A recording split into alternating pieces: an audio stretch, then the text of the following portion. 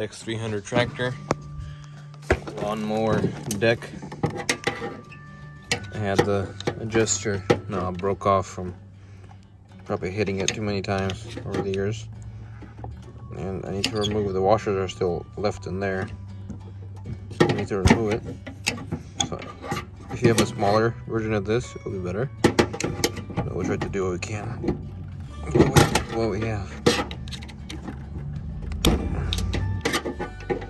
Let me see if I managed to pull it off. So I found another way. I got a pry bar, kind of like a screwdriver.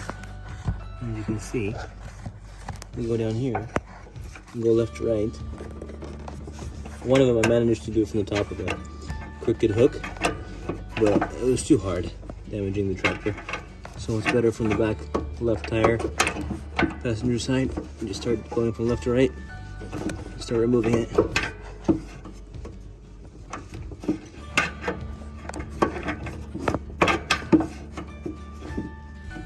There you go. There you go. I believe it's out.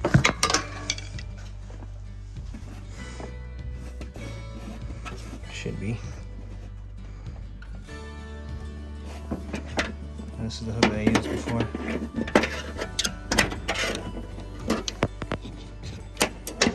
Yep, there you go. Completely out. Beautiful. Here's the new one. Make sure to match the flat side there. Should go in easily. So you just go twist around until you find the flat part. You should just pop in a little. It popped in. And you push it all the way. There you go. There you have it. You have a new knob that you can use. Yep. I used the screwdrivers to get the plastics around the two washers broken off, and I used the hook. This hook is too big of an angle, so if it would be more straight and a hook, maybe I could have done it. But the best, just use a pry bar from the left side. Just get the pry bar and go under there and just use the pry bar from left to right, left to right.